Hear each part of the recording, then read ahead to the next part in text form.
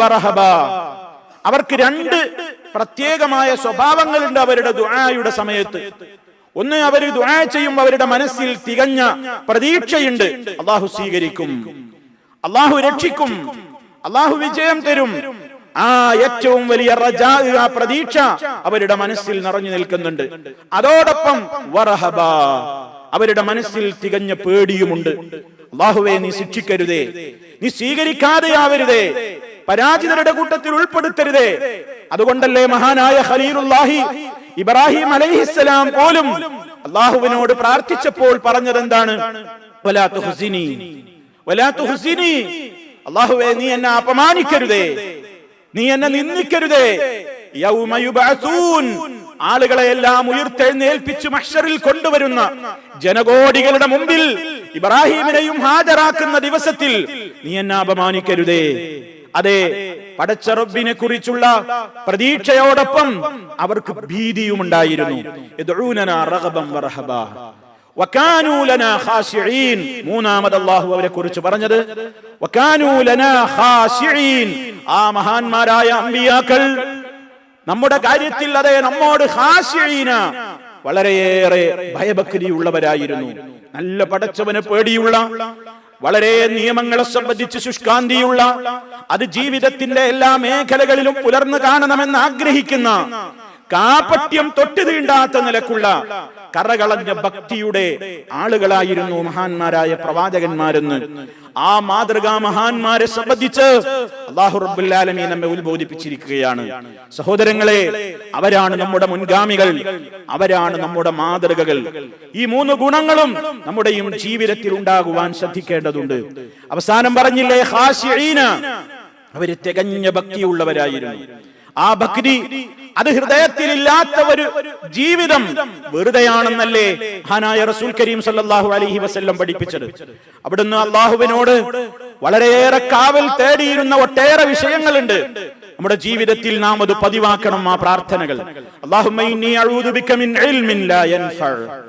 അല്ലാഹുവേ, പഠിപ്പുണ്ട്, ഒരുപാട് അറിവുണ്ട്, കുറെ കേട്ടിട്ടുണ്ട്, വായിച്ചിട്ടുണ്ട്, അറിവുണ്ട്, പക്ഷേ ഉപകാരമില്ല. ഉപകാരമില്ലാത്ത അറിവിൽ നിന്ന് ഞാൻ നിന്നോട് കാവൽ ചോദിക്കുന്നു. വഖൽബിൻ ലാ യഖ്ശഉ. അതെ പടച്ച റബ്ബേ, നിന്നെക്കുറിച്ച് കേട്ടാൽ പേടി തോന്നാത്തൊരു കൽബ്, നിന്റെ ആയത്ത് കേട്ടാൽ പേടി തോന്നാത്തൊരു കൽബ്, നിന്റെ ഹദീസുകൾ കേട്ടാൽ വിനയം തോന്നാത്തൊരു കൽബ്, അങ്ങനത്തെ ഒരു കൽബ് എനിക്ക് വേണ്ട. അത്തരത്തിൽ ഭയഭക്തി തൊട്ട് തീണ്ടിയിട്ടില്ലാത്ത ഹൃദയത്തിൽ നിന്ന് അല്ലാഹുവേ നിന്നോട് ഞാൻ കാവൽ ചോദിക്കുന്നു. വദുആഇൻ ലാ യുസ്മഅ. കേൾക്കപ്പെടാത്ത ഒരു പ്രാർത്ഥനയുടെ ആളാവരുതേ ഞാൻ. അല്ലാഹ്, ഞാൻ നിന്നോട് തേടിയാൽ നീ അത് കേട്ട് ഉത്തരം ചെയ്യണം.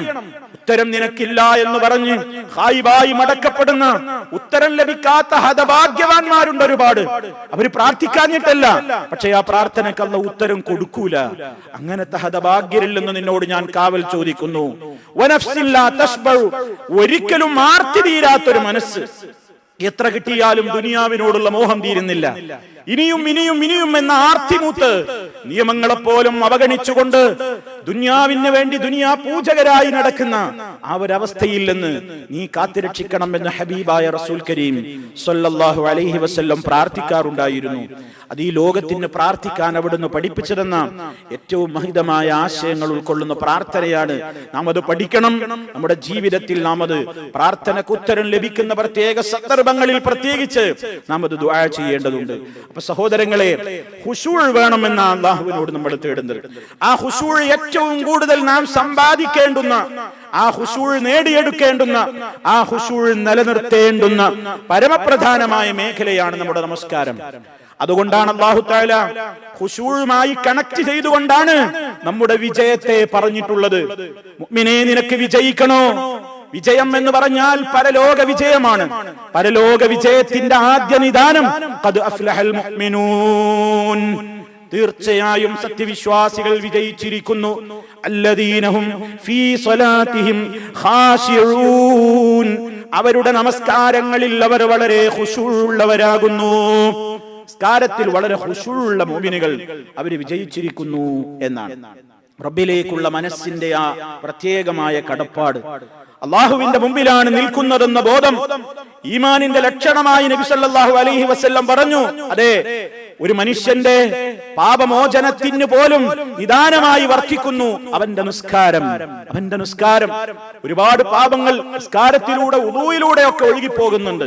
സല്ലല്ലാഹു അലൈഹി വസല്ലം പറഞ്ഞത്, മാമിൻ ഇംരിഇൻ മുസ്ലിമിൻ, ഏതെങ്കിലും ഒരു മുസ്ലിമായ മനുഷ്യൻ തഹ്ദുറുഹു സ്വലാത്തുൻ മക്തൂബത്തുൻ, അവനതാ ഒരു ഫർളായ നമസ്കാരം ഹാജരാകുന്നു, ഫയുഹ്സിനു വുളൂഅഹാ, ആ നമസ്കാരത്തിന് വേണ്ടി അവൻ വുളൂ വളരെ നന്നായി നിർവഹിക്കുന്നു, വുളൂ വളരെ കൃത്യമായി നിർവഹിക്കുന്നു, വഖുശൂഅഹാ വറുകൂഅഹാ, ആ നമസ്കാരത്തിൽ അവൻ വളരെ ഭയഭക്തി നന്നായി നിലനിർത്തുന്നു, അതിലെ റുകൂഉകൾ അതിലെ സുജൂദുകളൊക്കെ അവൻ കൃത്യമായി നിർവഹിക്കേണ്ട നിലക്ക് നിർവഹിക്കുന്നു എങ്കിൽ കാനത്ത് കഫാറത്തൻ ലിമാ ഖബ്ലഹാ മിനദ്ദുനൂബി, അവന്റെ മുൻകഴിഞ്ഞ പാപങ്ങൾക്ക് അത് തന്നെയും പരിഹാരമാണ്.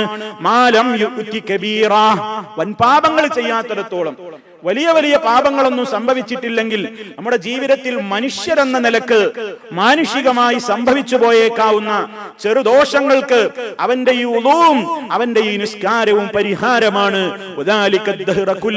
എല്ലാ കാലത്തും ഈ ആനുകൂല്യമുണ്ട് എന്ന് മഹാനായ റസൂൽ കരീം സല്ലല്ലാഹു അലൈഹി വസല്ലം ഓർമ്മപ്പെടുത്തുന്നു. നമുക്ക് നമ്മുടെ നിസ്കാരത്തിൽ എത്രത്തോളം ശ്രദ്ധയുണ്ട്, എത്രത്തോളം ഭക്തിയിൽ നിൽക്കാൻ കഴിയുന്നുണ്ട്, അത്രത്തോളമാണ് നമ്മുടെ നിസ്കാരത്തിന്റെ പ്രതിഫലം അവിടെ രേഖപ്പെടുത്തപ്പെടുന്നത്. കാഴ്ചക്ക് എല്ലാവരും ഒരേ ഇമാമിന്റെ പിന്നിലാണ് നമ്മളൊക്കെ നിസ്കരിക്കുന്നത്. ഓരോ സമയങ്ങളിലും പള്ളികളിൽ ഇമാമുമാരുടെ പിന്നിൽ നമ്മൾ ഒരേ രൂപത്തിലാണ് നിസ്കരിക്കുന്നത്. പക്ഷേ അള്ളാഹുവിന്റെ അടുക്കൽ എത്തുമ്പോ, പരലോകത്തെത്തുമ്പോ തുല്യമല്ല പ്രതിഫലം. എന്താ കാരണം? ഓരോരുത്തരുടെയും നിസ്കാരത്തിന്റെ രൂപം മാത്രമല്ല, ആർക്കും കാണാനാവാത്ത ഒരു മേഖല, ഒരു സ്ഥലം അതല്ല കണ്ടിട്ടുണ്ട്. അതെന്റെ നിങ്ങൾക്ക് കാണാനാവില്ല, നിങ്ങളുടേത് എനിക്കും കാണാനാവില്ല.